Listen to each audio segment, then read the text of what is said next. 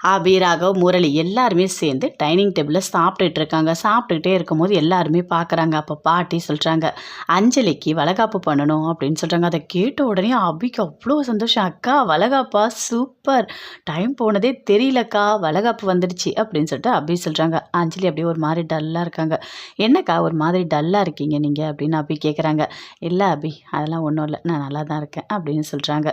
இங்கே பாருங்கக்கா, உங்களுக்கு டிசைன் எல்லாமே நான் தான் பண்ணுவேன், அதுவும் சூப்பராக பண்ணுவேன், சரியா? உங்கள் ப்ளவுஸ் எல்லாமே நான் தான் பண்ணுவேன் அப்படின்னு அபி சொல்கிறாங்க. வேண்டாம் அபி, நீ பண்ண வேண்டாம் அப்படின்னு ராகவ் சொல்கிறாரு. ஏன் அப்படின்னு அபி கேட்குறாங்க. இல்லை, எல்லாமே நான் தான் ரெடி பண்ண போகிறேன் அப்படின்னு சொல்கிறாரு. அதுக்கு ஒரு டிசைனர் நான் வர வச்சுருக்கேன் அப்படின்னு சொல்கிறாரு. அதை கேட்டோன்னே அபிக்கு அப்படியே கோவமாக வருது. இல்லைக்கா, நான் தான் டிசைன் பண்ணுவேன் அப்படின்னு அபி சொல்கிறாங்க. இங்கே பாரு அபி, நான் தான் சொல்கிறேன்ல, நான் மும்பைலேருந்து வர வச்சுருக்கேன், நான் பார்த்துக்கிறேன் அப்படின்னு சொல்கிறாரு. அதை கேட்டோன்னே அபிக்கு அப்படியே கோவமாக வருது. எனக்கு சாப்பிட வேணாம், ஒன்று வேணாம் அப்படின்னு சொல்லிட்டு அப்படியே டென்ஷனாக எழுந்து போகிறாங்க. ஏ அபி, சாப்பிட்டு போ அபி, வா அப்படின்னு சொல்லிட்டு ராகவ் கூப்பிடுறாரு. இல்லை, எனக்கு எதுவும் வேண்டாம் அப்படின்னு சொல்லிட்டு அபி அப்படியே டென்ஷனாக போகிறாங்க. பின்னாடியே ராகவ் எழுந்து போகிறாரு. ஏன் ராகவ் இப்படி பண்ணிகிட்ருக்க? எப்போ பார்த்தாலும் நீ அபி ஏதாவது ஒன்று சொல்லி டென்ஷன் பண்ணிகிட்டே இருக்க, எதுக்காக இப்படி பண்ணுற அப்படின்னு சொல்லிட்டு அஞ்சலி கேட்குறாங்க. அது சும்மா கோவப்படுத்தி பார்க்குறேங்க்கா, வேறு ஒன்றும் இல்லை, நான் போய் சமாதானப்படுத்திக்கிறேன் அப்படின்னு சொல்லிட்டு அங்கேருந்து ராகவ் போகிறாரு. இதை கேட்டோன்னே அப்படியே முரளிக்கு கடுப்பாக இருக்குது. அப்படியே பயங்கரமாக டென்ஷனோடு அப்படியே பார்த்துட்ருக்காரு. எல்லாருமே சேர்ந்து சாப்பிட்டு முடித்தோடனே எழுந்து போகிறாங்க. முரளி அங்கேயே உட்காந்துட்ருக்காரு. பக்கத்துலேயே சுந்தரியும் இருக்காங்க.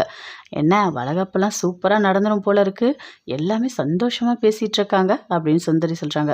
இங்கே பாருங்க அத்தை, கண்டிப்பாக இந்த வளகாப்பு நடக்கவே நடக்காது. அஞ்சலி வயிற்றில் இருக்க அந்த குழந்தை வெளியே வரவே வராது, நான் வரவும் விட மாட்டேன், பார்க்குறீங்களா நீங்கள் அப்படின்னு சொல்லிட்டு அப்படியே ஒரு மாதிரி டென்ஷனாக பயங்கர கோவமாக பேசிட்டு அங்கேருந்து அப்படியே எழுந்து போகிறாரு. இவங்க என்ன பண்ண போகிறானே தெரியலையே அப்படின்னு சொல்லிட்டு சுந்தரி ஒரு பக்கம் அப்படியே டென்ஷனாக இருக்காங்க.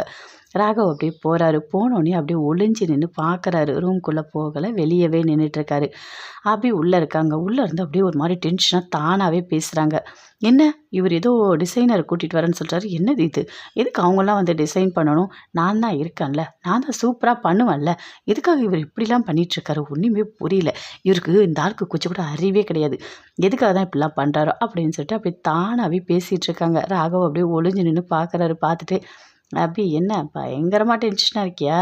ஏடே, இன்னும் கொஞ்சம் உன்னை நான் டென்ஷன் ஆக்கி பார்க்குறேன் அப்படின்னு சொல்லிட்டு அப்படியே ரூம் கதவு திறந்து உள்ளே வராரு. வந்தவொடனே ஒரு ஃபோன் எடுத்து பேசுகிறாரு. ஆமாம் ஆமாம், நீங்கள் தான் டிசைன் பண்ணுறவங்களா? சொல்லுங்கள், எப்போ வரீங்க? எங்கள் வீட்டில் இருக்க எல்லாருக்குமே சேர்த்து ட்ரெஸ் எல்லாமே சூப்பராக நீங்கள் டிசைன் பண்ணி தரணும் அப்படின்னு சொல்கிறாரு. அப்படியே அபிக்கு கோவமாக வருது. பயங்கரமாக அப்படியே டென்ஷனாக இருக்குது. அப்படியே பார்க்குறாங்க. பார்த்துட்டு இவர் எதுக்காக தான் இப்படி பண்ணுறாரோ தெரியல அப்படின்னு சொல்லிட்டு அப்படியே கடுப்பாக அப்படியே பார்க்குறாங்க. ராகவ் ரொம்ப சந்தோஷமாக பார்க்குறாரு. அபி அப்படியே பார்க்குறாரு. அபிக்கு கோவம் வரத்தை பார்த்தோன்னே இன்னும் அதிகமாக பேசுகிறாரு. அபி அங்கேருந்து வராங்க. வந்தவொடனே அப்படியே ஃபோனை கையிலேருந்து பிடுங்குறாங்க. ஏ அபி, நான் ஃபோன் பேசிகிட்ருக்கேன், எதுக்கு நீ ஃபோனை கையிலேருந்து பிடுங்குற அப்படின்னு ராகவ் கேட்குறாரு. இங்கே பாருங்கள், நீங்கள் ஃபோனெல்லாம் எதுவுமே பேச வேண்டாம், டைம் ஆகுதுல்ல, தூங்கணும் அப்படின்னு அபி சொல்கிறாங்க.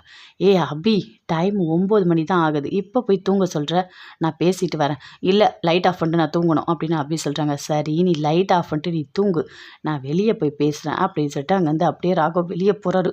அப்படியே கோவமாக வருது அபிக்கு. அப்படியே கத்துறாங்க. ஐயோ கடவுளே, இவர் என்ன பண்ணாலும் எது பண்ணாலும் அவர் என்ன நினச்சாரோ அதை தான் செய்யணும்னு சொல்கிறாரு அப்படின்னு சொல்லிட்டு அப்படியே ஒரு மாதிரி டென்ஷனாக அப்படியே கோவமாக உட்காந்துட்ருக்காங்க. ராகவ் சந்தோஷமாக அப்படியே வெளியே போகிறாரு. வெளியே போயிட்டு அப்படியே பார்க்குறாரு. எட்டி பார்க்கும்போது அப்படியே அபி தானாகவே அப்படியே பேசிகிட்டே இருக்காங்க. அபி பேசு, நீ நல்லா பேசு, எவ்வளோ டென்ஷன் ஆகிறியா ஆகு அப்படின்னு சொல்கிறாரு. இங்கே பாரு அபி, நீ என் கூட இருந்தாலே போதும், எனக்கு இந்த பிபி இந்த டேப்லெட்லாம் வேண்டவே வேண்டாம், எப்போவுமே எனக்கு டேப்லெட்டே இல்லாமல் நான் சந்தோஷமாக இருப்பேன், நான் நல்லா இருப்பேன், எனக்கு டென்ஷனே ஆகாது, நல்லா தூங்குவேன் அப்படின்னு சொல்லிட்டு அப்படியே மைண்ட் வாய்ஸில் அப்படியே கதவுலேருந்து அப்படியே ஒளிஞ்சு நின்று அப்படி தானாக பேசிகிட்ருக்காரு. அபிக்கு கோவமாக வருது. இவர் எதுக்காக இப்படிலாம் பண்ணுறாரு? கண்டிப்பாக அஞ்சலி அக்காவுக்கு நாம தான் டிசைன் பண்ணணும், எந்த காரணத்துக்கு கூட அதெல்லாம் விட்டு கொடுக்கவே கூடாது அப்படின்னு சொல்லிட்டு அவங்க ஒரு பக்கம் பயங்கரமாக டென்ஷனோடு இருக்காங்க. அப்படியே பார்க்குறாரு. பார்த்தோன்னே அப்படியே கோவமாக வருது முரளிக்கு. எதுக்காக அபி இப்படி சொன்னா? என்ன சொன்னா? ராகவ் வந்து என்கிட்ட காதலை சொல்லிட்டாரு அப்படின்னு அபி சொல்கிறா. அபி என்கிட்டயே சொல்லிட்டா. என்னால் அதை தாங்கவே முடியல. அந்த ராகவ் காதலை சொல்லிட்டானா? ஐயோ கடவுளே, நான் எங்கே போய் சொல்கிறதே தெரியலையே. என்னோட அபி எனக்கு மட்டும்தான் என் அபி, எதுக்காக அவன் காதலை சொன்னான் அப்படின்னு சொல்லிட்டு அப்படியே வயிற்ற கலக்கிற மாதிரி இருக்குது. அப்படியே பாத்ரூம் போகிறாரு வராரு, பாத்ரூம் போகிறாரு வராரு. அப்படியே சுந்தரி பார்க்குறாங்க. என்னாச்சு இவனுக்கு, ஏன் இவன் பாத்ரூம்குள்ளேயே போயிட்டு வரான் அப்படின்னு சொல்லிட்டு அப்படியே வந்து நிற்கிறாங்க. ஆமாம், என்ன எதுக்காக இப்படி பாத்ரூம்குள்ளே போயிட்டு போயிட்டு வர? ஏதாவது உனக்கு உடம்பு சரியில்லையா? வயிறு வயிறு ஏதாவது ப்ராப்ளமா? அப்படின்னு கேட்குறாங்க. ஐயோ! அத்தை அதெல்லாம் ஒன்றும் இல்லை. எனக்கு வர கோவத்துக்கு சரி சரி போ போ பாத்ரூம் போ அப்படின்னு சொல்கிறாங்க. மறுபடியும் போயிட்டு அப்படியே முடியாமல் வராரு. ஐயோ! அத்தை என்னால் முடியல அத்தை அப்படின்னு சொல்லிட்டு முரளி சொல்கிறாரு. என்னதான் பிரச்சனை சொல்லு அப்படின்னு சுந்தரி கேட்குறாங்க. இந்த அபிகிட்ட ராகவ் வந்து அவனோட காதலை சொல்லிட்டானாம். அதை அபி என்கிட்ட சொன்னான். எனக்கு எப்படி தெரியுமா இருந்தது? என்னால் தாங்கவே முடியல. அத்தை உங்களுக்கே தெரியும். அபி மேலே நான் என் உயிரையே வச்சுருக்கேன். என்னோட அபி எனக்கு தான்.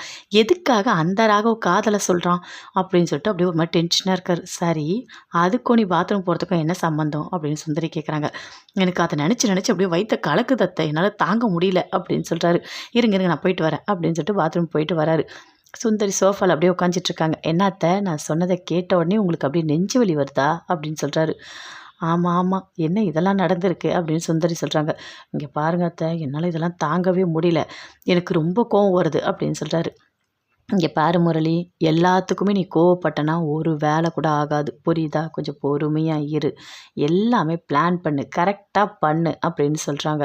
ஆமா, ஏதாவது ஒண்ணு பண்ணணும்.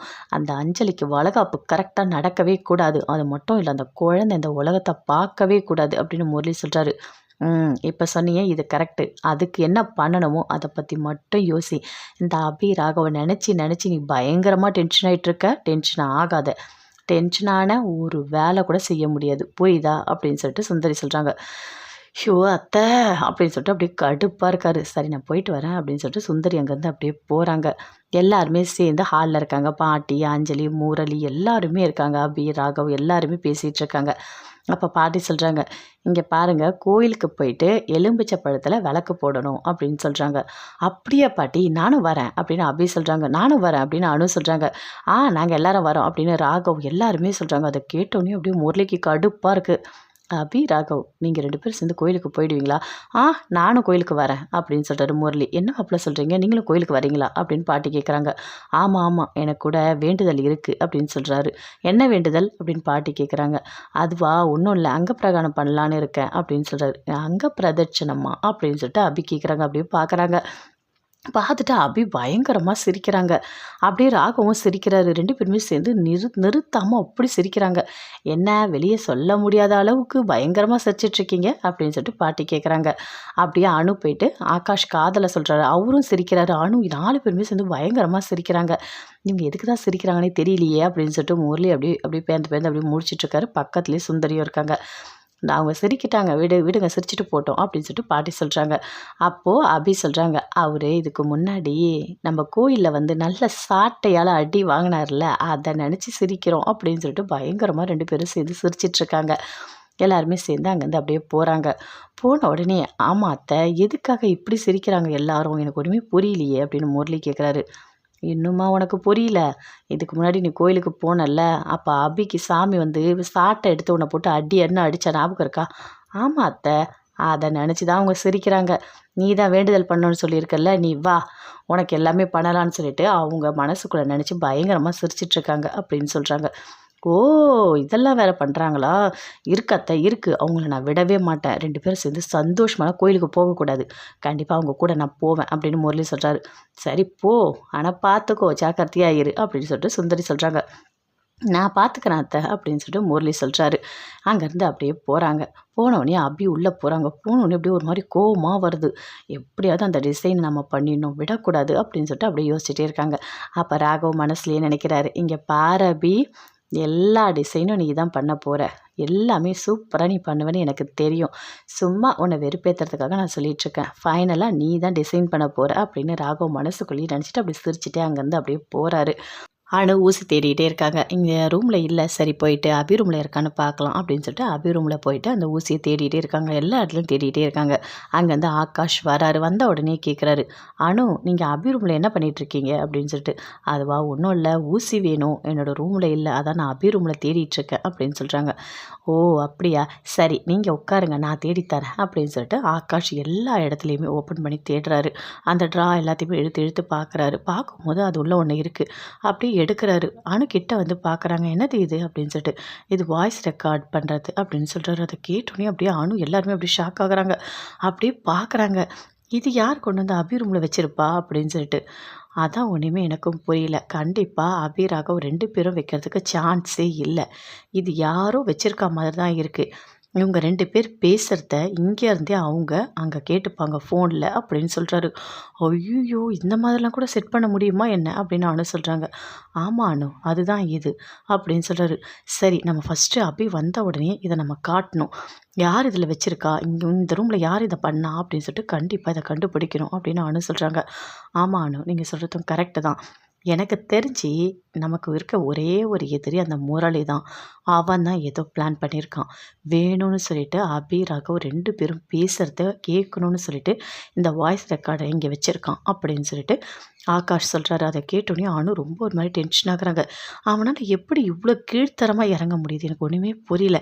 இவன மாரி மட்டமான ஜென்மங்க உலகத்துல எங்கேயுமே இருக்கவே முடியாது அப்படின்னு அனு சொல்றாங்க. அவன் கேவலமானவன் தான். அதனால தான் எங்க அக்காக்கு அவன் துரோகம் பண்ணணும்னு நெனச்சிருக்கான் அப்படின்னு சொல்றாரு ஆகாஷும். இங்க பாருங்க, இந்த விஷயத்த நம்ம சும்மா விடவே கூடாது. கண்டிப்பா அவனுக்கு ஏதாவது ஒண்ணு பண்ணணும் அப்படின்னு அனு சொல்றாங்க. சரி அனு, இப்போதைக்கு இத பத்தி எதுவுமே பேச வேண்டாம். இது அப்படியே இருக்கட்டும். ராகவ், அபி 2 பேரும் வரட்டும். அவங்க 2 பேர்கிட்ட நம்ம பேசலாம். பேசிட்டு இதுக்கு என்ன பண்ணலாம் அப்படின்னு சொல்லிட்டு ஒரு முடிவு எடுக்கலாம் அப்படின்னு சொல்றாரு ஆகாஷ். சரி அப்படின்னு சொல்லிட்டு அனு, ஆகாஷ் 2 பேருமே அபியோட ரூம்லேருந்து அப்படியே வெளியே போறாங்க. அப்படியே பயங்கரமா டென்ஷனா இருக்காங்க. எப்படிலாம் யோசிச்சிருக்கான் இவன் அப்படின்னு சொல்லிட்டு அனு அப்படியே அவன பத்தியே அப்படியே யோசிச்சுட்டே போறாங்க. அபி, ராகவ் 2 பேருமே ரூம்ல இருக்காங்க. அப்ப ராகவ் சொல்றாரு, "இங்க பாரு அபி, இன்னைக்கு நாம வெளிய போகணும்" அப்படின்னு சொல்றாரு. "என்ன திடீர்னு வெளியலாம் கூப்பிடுறீங்க?" அப்படின்னு அபி சொல்றாங்க. "நான் தான் சொல்றேன்ல, நீ கிளம்பு" அப்படின்னு சொல்றாரு. "இங்க பாருங்க, எனக்கு நெறைய வேலை இருக்கு. பொட்டிக்ல நெறைய வேலை இருக்கு. நெறைய டெலிவரி பண்ணணும். எனக்கு நெறைய வேலை இருக்கு" அப்படின்னு அபி சொல்றாங்க. "சரி அபி, ஆஃபீஸ் போலாம் சரியா? போயிட்டு ஒர்க்கெல்லாம் முடிச்சுட்டு கொஞ்சம் முன்னாடியே முடிச்சிரு. நம்ம கொஞ்ச நேரம் வெளிய போயிட்டு வரலாம்" அப்படின்னு சொல்றாரு. "என்ன புதுசு புதுசா ரூல்ஸ் போட்டுட்டு இருக்கீங்க? நீங்க இப்படிலாம் பண்ண மாட்டீங்களே" அப்படின்னு அபி சொல்றாங்க. "இங்க பாரு அபி, நான் என்ன சொல்றேன் அத கேளு ப்ளீஸ்" அப்படின்னு சொல்றாரு. ஓகே ஓகே அப்படின்னு சொல்லிட்டு அபி, ராகவ் 2 பேருமே சேர்ந்து ஆஃபீஸ்க்கு போறாங்க. போயிட்டு அங்க வேலை எல்லாமே பார்க்குறாங்க. பார்த்துட்டு அங்கேருந்து அப்படியே பார்த்துட்டே இருக்காரு. எப்போ டைம் ஆகும்? சீக்கிரமா வெளிய போகணும் அப்படின்னு சொல்லிட்டு அப்படியே யோசிச்சுட்டே இருக்காரு. ராகவ் வந்து அபி கிட்ட சொல்றாரு. "அபி, டைம் ஆயிடுச்சு கிளம்பலாமா? இன்னும் கொஞ்சம் வேலை தான் இருக்கு. நான் முடிச்சுட்டு வந்துடுறேன்" அப்படின்னு அபி சொல்றாங்க. அதே மாதிரி முடிச்சுட்டு வராங்க. 2 பேருமே சேர்ந்து அப்படியே வெளிய போறாங்க. போயிட்டு ஒரு பார்க்காண்ட அப்படியே உட்காந்துட்டு இருக்காங்க. ரொம்ப சந்தோஷமா இருக்காங்க அபி. அப்படியே பார்க்குறாங்க சுத்தி சுத்தி. "நல்லா இருக்குல்ல இங்க?" அப்படின்னு சொல்லிட்டு ராகவ் சொல்றாரு. "ஆமா, நீங்க எப்ப பார்த்தாலும் பிஸ்னஸ் பிஸ்னஸ்ன்னு போறீங்க. எப்பயாவது இந்த மாதிரி பார்க்கு இதெல்லாம் வந்தா தானே தெரியும். இங்க எப்பவுமே ஹேப்பியா தான் இருக்கும். ரொம்ப சந்தோஷமா இருக்கும். நம்மள சுத்தி மரம் எல்லாமே இருக்கும்போது அத பார்க்கும்போது அவ்ளோ சந்தோஷமா இருக்கும் தெரியுமா?" அப்படின்னு சொல்லிட்டு அபி சொல்றாங்க. ஓகே அபி. அப்ப அடிக்கடிக்கு நம்ம இங்க வரலாம் அப்படின்னு ராகவ் சொல்றாரு. அப்படியே அபி பார்க்குறாங்க. எதுவுமே பேச மாட்றாங்க. என்ன இவரு இப்படி மாறி இருக்காரு? இவரு இப்படியாப்பட்டவர்லாம் கிடையாதே! அப்படியே ஒரு மாரி டெரரா இருப்பாரு. இப்போ ரொம்ப ஓவரா பண்ணிட்டுருக்காரு. இவர் மனசுல நான் இருக்கேன்னு சொல்லிட்டு இவரோட காதல என்கிட்ட சொன்னாரே! அதனால என்கிட்ட அப்படியே ஒரு மாதிரி நடந்துக்கிறாரோ! ரொம்ப அன்பானவர் மாதிரி நடந்துக்கிறாரு போல அப்படின்னு சொல்லிட்டு மைண்ட் வாய்ஸ்ல அப்படியே அபி பேசிட்டுருக்காங்க. என்ன அபி? ஏதோ ஒரு விஷயத்த யோசிச்சுட்டே இருக்க. மனசுக்குள்ள என்ன திட்டுறியா? அப்படின்னு ராகவ் கேட்குறாரு. ஐய்யய்யோ! நான் போய் உங்கள திட்ட முடியுமா? அதெல்லாம் ஒண்ணும் இல்ல. நான் சும்மா தான் யோசிச்சுட்டு இருந்தேன் அப்படின்னு அபி சொல்றாங்க. அபி, வரியா? போய் பஜ்ஜி சாப்பிடலாம் அப்படின்னு ராகவ் கூப்பிடுறாரு. பஜ்ஜா? இப்ப கிடைக்குமா என்ன? அப்படின்னு அபி சொல்றாங்க. நாம நெனச்சா எல்லாமே கிடைக்கும் அபி. வா போலாம் அப்படின்னு சொல்லிட்டு கூப்பிடுறாரு. இல்ல, இல்ல. எனக்கு இப்போ பஜ்ஜி சாப்பிடுற மூட்லாம் இல்ல அப்படின்னு அபி சொல்றாங்க. ஏய் அபி, எதுக்காக இப்படி பண்ணிட்டுருக்க? உனக்கு தான் சுட சுட பஜ்ஜி சாப்பிட தான் ரொம்ப பிடிக்கும்ல. உனக்கு என்னலாம் பிடிக்குமோ அதெல்லாம் நம்ம பண்ணலாம் அப்படின்னு சொல்லிட்டு ராகவ் சொல்றாரு. என்ன திடீர்னு ஒரு மாதிரி பேசுறீங்க? ஒண்ணுமே எனக்கு புரியல. என்னோட சந்தோஷத்த நீங்க எதுக்காக செய்யணும்னு நினைக்கிறீங்க? அப்படின்னு அபி கேட்குறாங்க. ஏய் அபி, என்ன அபி இப்படி பேசுற? நீ சந்தோஷமா இருந்தா எனக்கு சந்தோஷமா தானே இருக்கும் அப்படின்னு ராகவ் சொல்றாரு. அப்பப்பப்பா! ரொம்ப தான் ஆனா. வேண்டாம். எனக்கு பஜ்ஜி சாப்பிட்ற மூடே இல்ல. நான் உங்க கூட வரமாட்டேன் அப்படின்னு அபி சொல்றாங்க. வா அபி, இப்படிலாம் பண்ணிட்டு இருக்காத வா அப்படின்னு சொல்லிட்டு அப்படியே கூட்டிட்டு போறாரு. நான் தான் வேண்டான்னு சொல்றேன்ல, நான் அப்புறமா சாப்பிட்டுக்கிறேன் அப்படின்னு அபி சொல்றாங்க. ராகவ் அப்படியே வா அபி அப்படின்னு சொல்லிட்டு அப்படியே கம்பல் பண்ணிட்டே இருக்காரு. முரளி யோசிச்சுட்ருக்காரு. எப்படியாவது இந்த வளகாப்ப நிறுத்திடணும். எப்படியாவது ஏதாவது ஒண்ணு பண்ணணும் அப்படின்னு சொல்லிட்டு அப்படியே பிளான் போட்டுட்ருக்காரு. அங்கேருந்து அப்படியே சுந்தரி வராங்க. "என்ன வளகாப்ப எப்படி நிறுத்தலான்னு சொல்லிட்டு நீ பிளான் போட்டுட்ருக்கியா?" அப்படின்னு சொல்லிட்டு கேட்குறாங்க. "ஆமா அத்தை. அதான் நான் பண்ணிகிட்ருக்கேன்" அப்படின்னு சொல்லிட்டு அப்படியே முரளி யோசிச்சுட்ருக்காரு. "ஆமா, கோயிலுக்கு எல்லாரும் போகணும்னு சொன்னாங்க. நீயும் போகணும்னு சொன்ன. போகலையா இன்னும்?" அப்படின்னு சுந்தரி கேட்குறாங்க. "இல்ல அத்தை, இன்னும் போகல. அவங்க போகும்போது நான் கூட போவேன்" அப்படின்னு முரளி சொல்றாரு. "இங்க பாரு, கோயிலுக்கு போறேன்னு சொல்லிட்டு, வேண்டுதல் பண்றேன்னு சொல்லிட்டு ஏதாவது ஒண்ணு பண்ணிட்டு இருக்காத. நீ அங்க பிரதர்ஷனம் பண்ணும்போது என்ன தெரியுமா பண்ணிடுவாங்க? நடுவுல முள்ளு கிள்ள போட்டுருவாங்க. இல்ல கல்ல போட்டுருவாங்க. அவங்க கிட்ட கொஞ்சம் ஜாக்கிரதையாவே இரு. உன்னை ஏதாவது ஒண்ணு பண்ணிடுவாங்க. அவங்க அவ்ளோ கோவமா இருக்காங்க உன் மேல அப்படின்னு சுந்தரி சொல்றாங்க. நீங்க சொல்றதும் ஒரு ஒரு வகையில கரெக்ட்டு தான். அவங்க என் மேல கொலை வெறியில இருக்காங்க. நான் எப்போ மாட்டுவேன்னு சொல்லிட்டு காத்துட்ருக்காங்க. அதுவும் 4 பேரும் சேர்ந்து கூட்டணி போட்டுட்ருக்காங்க. அந்த அபி, ராகவ், அனு, ஆகாஷ் 4 பேருமே அப்படியே என் மேல பயங்கர கடுப்புல தான் இருக்காங்க. நீங்க சொல்ற மாதிரி ஏதாவது பண்ணாலும் கண்டிப்பா பண்ணுவாங்க அப்படின்னு முரளி சொல்றாரு.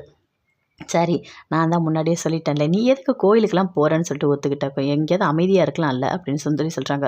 ஆ அது எப்படி விட்டுருவேன்? அபி, ராகவ் 2 பேரும் சேர்ந்து போகக்கூடாது அத்த. அவங்க 2 பேரும் சேர்ந்து போனா கண்டிப்பா நான் அங்க இருக்கணும் அத்த. அது எப்படி அவங்கள அங்க விட்டுட்டு நான் இங்கே இருப்பேன் அப்படின்னு முரளி சொல்றாரு. இப்போ போய் என்ன பண்ண போற? ஏதாவது வந்து உடம்புல காயம் ஏதாவது வாங்கிட்டு வர போற அப்படின்னு சுந்தரி சொல்றாங்க. பரவாயில்ல அத்த. என்னோட அபிக்காக நான் எல்லாத்தையும் தாங்கிப்பேன். ஆனா நான் கண்டிப்பா போவேன் அத்த அப்படின்னு முரளி சொல்றாரு. சரி, நீ வளகாப்ப நிறுத்துறதுக்கு என்ன பிளான் போட்டிருக்க அத சொல்லு அப்படின்னு சுந்தரி கேட்குறாங்க. அதான் அத்த யோசிச்சுட்ருக்கேன். கரெக்டான ஒரு பிளான் போட்டுட்டு நான் உங்ககிட்ட சொல்றேன். கண்டிப்பா நீங்க என்ன பண்ணணுன்றதையும் நான் சொல்லிடுறேன். அதெல்லாம் கரெக்ட்டா பண்ணிடுங்க அப்படின்னு முரளி சொல்றாரு. நீ பிளான் மட்டும் போடு. அதெல்லாம் சூப்பரா நான் பண்ணிடுவேன் அப்படின்னு சொல்றாங்க. ஆமா, இந்த டிசைன் பண்றேன்னு அபி சொல்றாளே, உன்னால அதில ஏதாவது பண்ண முடியுமா? அப்படின்னு சொல்லிட்டு சுந்தரி கேட்குறாங்க. அதில என்ன பண்ண முடியும்? அவ வந்து ட்ரெஸ் தானே டிசைன் பண்றேன்னு சொன்னா. அதில ஒண்ணும் பண்ண முடியாதே அப்படின்னு சொல்றாரு முரளி. சரி, ஏன்னா அபி மேல பழி வர மாதிரி ஏதாவது பண்ணலாமான்னு யோசிக்கிறேன் அப்படின்னு சொல்லிட்டு சுந்தரி சொல்றாங்க. நான் பார்த்துக்கிறேன் அத்த. நீங்க அத பத்தி கவலையே பட வேணாம். கண்டிப்பா அபி, ராகவ் யார் மேலாவது ஏதாவது ஒரு பழி வரா மாதிரி தான் நான் யோசிப்பேன் அப்படின்னு சொல்லிட்டு முரளி சொல்றாரு. சரி, சரி நீ நல்லா யோசி நான் போறேன் அப்படின்னு சொல்லிட்டு சுந்தரி அங்கேருந்து அப்படியே போறாங்க. இவன் என்ன பண்ண போறான்? ஒண்ணுமே தெரியலையே. சரி, எது நடந்தா என்ன? அந்த அஞ்சலிக்கு தானே பிரச்சனை. எனக்கு ஒண்ணும் இல்லல்ல அப்படின்னு சொல்லிட்டு அங்கேருந்து அப்படியே சுந்தரி போறாங்க. அஞ்சலி அப்படியே அமைதியா இருக்காங்க. அங்கேருந்து முரளி வராரு. வந்த உடனே கேட்குறாரு. என்ன அம்மம்மா ஒரு மாதிரி டென்ஷனா இருக்கீங்க? அமைதியா இருக்கீங்க? உங்களோட ஃபேஸில் அந்த வளகாப்பு பண்ணுற அந்த அந்த ஒரு மாதிரி டென்ஷனாகவே இருக்கீங்க. ஒரு சந்தோஷமே இல்லை அப்படின்னு முரளி கேட்குறாரு. அப்படியே பார்க்குறாங்க. இல்லைங்க அதெல்லாம் ஒன்றும் இல்லை அப்படின்னு சொல்கிறாங்க.